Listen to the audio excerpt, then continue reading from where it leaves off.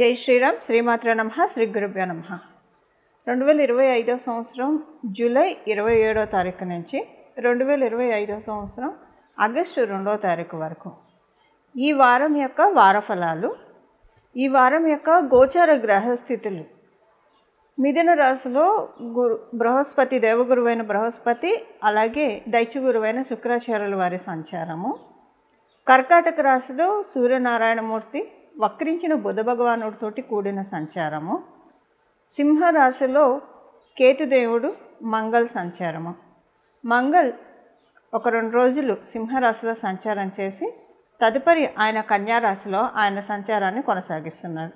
సింహరాశి నుంచి కన్యారాశిలోకి మారుతున్నారు. రాహు భగవానుడు కుంభరాశిలో సంచారము.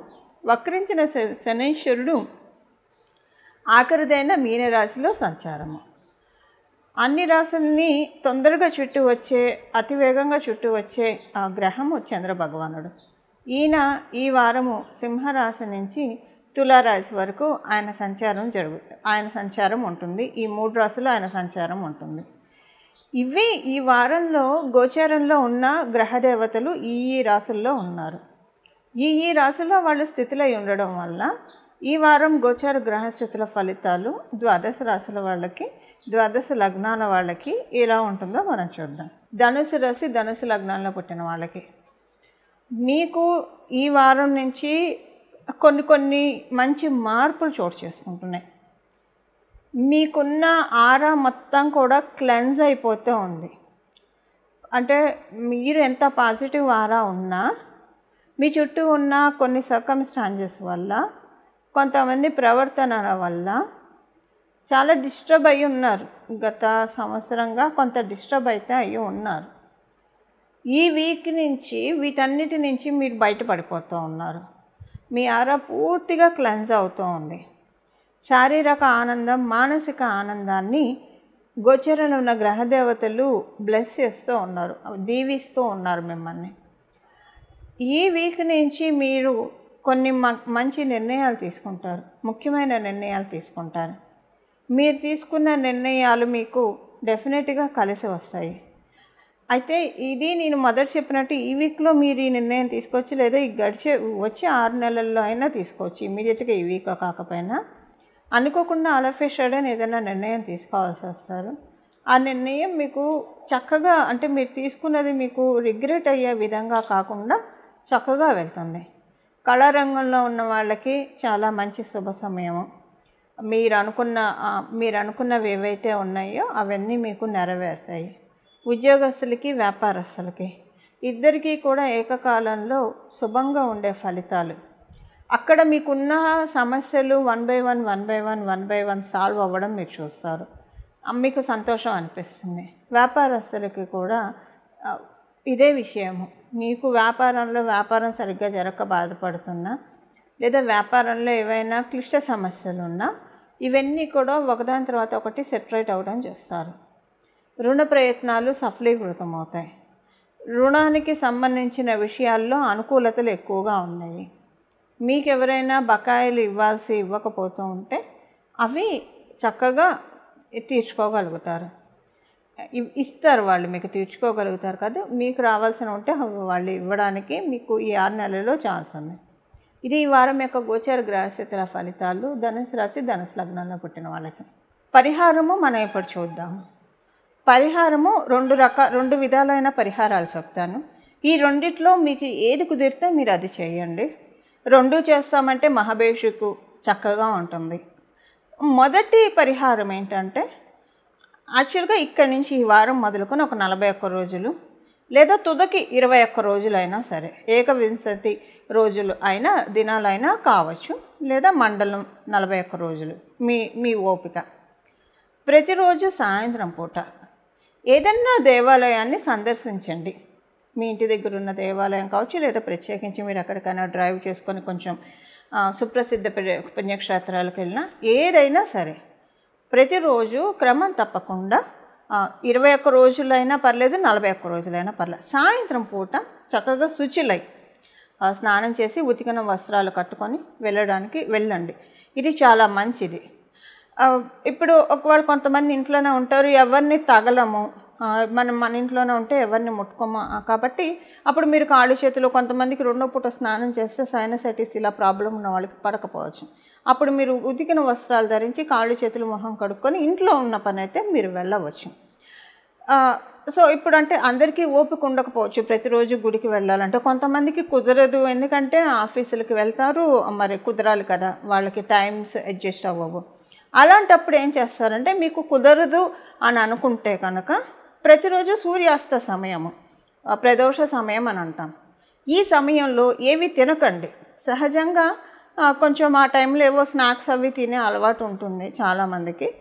21 రోజులు 41 రోజులు మీరు కావాలంటే బిఫోర్ 4:30 లోపల తినేసేయండి, లేదా 7 తర్వాత తినండి. ఈ ఈ ఈ పర్టికులర్ టైం ప్రదోష వేళ తినకండి. అంటే సూర్యాస్తమయం సమయాన్ని మనం ప్రదోష వేళగా వ్యవహరిస్తాం. ప్రదోష వేళ ఏమీ తినకూడదు, ఇది మీకు రూల్. అంటే ఎవరైనా తినకూడదు, గుడికి వెళ్ళే వాళ్ళు కూడా తినకూడదు సూర్యాస్తమయం సమయంలో. అలాగే మీరు గుడికి వెళ్ళడం కుదరకపోతే అప్పుడు మీరు చేయాల్సింది ఏంటంటే ప్రతిరోజు కూడా సూర్యాస్తమయ సమయంలో ఇప్పుడు మనం చెప్పే ఇప్పుడు నేను చెప్పే నామాన్ని కనీసం ఒక 15 నిమిషాలు జపించడానికి ప్రయత్నించండి. ఇది నామం కాబట్టి ఎలాంటి దోషము లేదు, ఎప్పుడైనా చెప్పుకోవచ్చు. మనం సర్వకాల సర్వావస్థలు, మనం ఏ అవస్థలో ఉన్నా సరే, ఆఫీస్లో ఉన్నాం, బాత్రూమ్కి వెళ్ళి వచ్చిన బట్టలు, లేదా రకరకాల మనుషులను తగిలాము, ఏదో తినకూడదని తిన్నారు. ఇప్పుడు అంటే తినకూడదంటే నా ఉద్దేశం అలా అని కాదు, కొంచెం అదర్ క్యాస్ట్ వాళ్ళు నాన్ వెజ్ తింటే పూజలు అవి చేసుకోవడానికి ఆలోచిస్తారు కాబట్టి. సో అందుకే సర్వకాల సర్వ అవస్థలు అని చెప్తాడు భగవంతుడు. గీతలో గీతాచార్యుల వారు అదే చెప్తారు. మనం ఏ అవస్థలో ఉన్నా నామజపానికి అస్సలు కించిత్ దోషం కూడా ఉండదు. కాకపోతే భక్తితో చేయాలి, అంతఃకరణ శుద్ధితో చేయాలి, చిత్తశుద్ధితో, అంటే ఫుల్ కాన్సన్ట్రేటెడ్తో చేయాలి. అదొకటే నియమము. 15 నిమిషాలు ఈ నామాన్ని జపించడం, లేదా మీకు ఇష్టదైవ నామం, ఈ నామం అనే కాదు, మీకు ఏ దైవం ఇష్టమైతే ఆ దైవానికి సంబంధించిన నామాన్ని జపించుకోండి. నేను ఇచ్చే నామం ఒకసారి చెప్తున్నాను. కేదారేశ్వరాయ నమః, కేదారేశ్వరాయ నమః, కేదారేశ్వరాయ నమః. 12 జ్యోతిర్లింగాల్లో ఒకటైన కేదారేశ్వర జ్యోతిర్లింగం.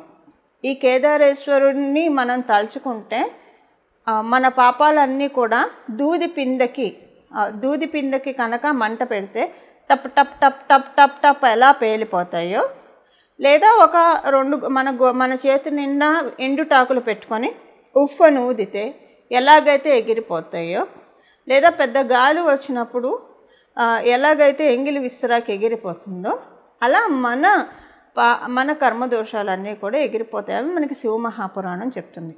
ఈ నామం అంత పవర్ఫుల్ అయిన నామము, అత్యంత శక్తివంతమైన నామం ఇది. మీ ఇష్టదైవ నామాన్ని కూడా మీరు జపించుకోవచ్చు. మీరు ఏ దైవాన్ని అయితే స్మరించుకుంటారో ఆ దైవ నామమైనా స్మరించవచ్చు, లేదా కేదారేశ్వరుణ్ణి స్మరించుకుంటే కనుక. అందున ప్రత్యేకించి ప్రదోష వేళలో ఎవరైతే కేదారేశ్వరుణ్ణి జపిస్తారో, ఇంకా ఆయన బోలాశంకరుడు, ఆయన పరమప్రీతి పొందుతాడు.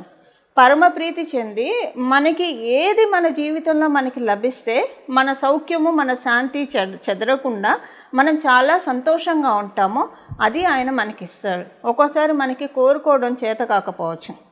ఇప్పుడు పెద్ద పదవి కోరుకుంటారు, ఆ పదవి వచ్చిన తర్వాత అక్కచెల్లెళ్ళు ప్రెషర్ ఉంటుంది, టెన్షన్ ఉంటుంది, రకరకాల వాళ్ళని హ్యాండిల్ చేయాల్సి వస్తారు, రకరకాలు ఉంటాయి. అవన్నీ కూడా హ్యాండిల్ చేయగలగాలి కదా. అంటే ఒకటి భగవంతుడు అంత ఇచ్చినప్పుడు అవన్నీ హ్యాండిల్ చేసే సమర్థతనైనా మనకి ఇచ్చేస్తాడు అవి ఇచ్చి. లేదా అసలు అలాంటిది లేకుండా మనం సౌఖ్యంగా ఉంటాం, హ్యాపీగానే ఉంటాము, కానీ ప్రెషర్స్ ఉండవు, టెన్షన్స్ ఉండవు.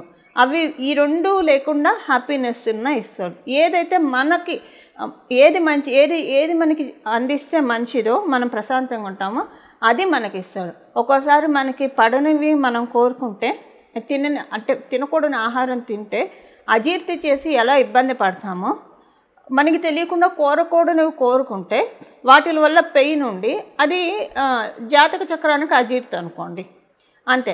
దానివల్ల ఇది అనవసరంగా వచ్చింది, ఇది రాకపోయి ఉంటే బాగుండేదేమో అని అనుకుంటారు.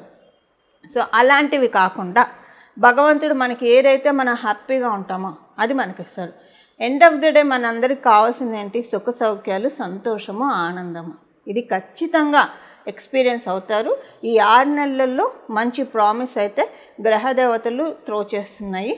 దానికి ఈ పరిహారం చేసుకుంటే ఇంకా మనం ఒక బలాన్ని, ఇప్పుడు ఒక మొక్క నాటినప్పుడు ప్రతిరోజు నీళ్లు పోసి దాన్ని చక్కగా పోషణ చేస్తూ ఉంటే అది వటవృక్షం అవుతుంది. మనకున్న యోగం, ఇప్పుడు గ్రహదేవతలు ఇచ్చే యోగాన్ని వటవృక్షం చేసుకోవాలా వద్దా? అలా చేసుకోవడానికి ఈ నామం ప్రదోష వేళ చక్కగా సహకరిస్తుంది. లేదా మీ ఇష్టదైవ నామం అయినా మీరు జపించుకోవచ్చు. ఈ విధంగా మన మీద వరాల జల్లులు కురిపిస్తున్న గ్రహదేవతలకి మనందరి తరఫున మనస్ఫూర్తిగా నమస్కారం చేస్తూ మంగళం. నమో భగవతే వాసుదేవాయ.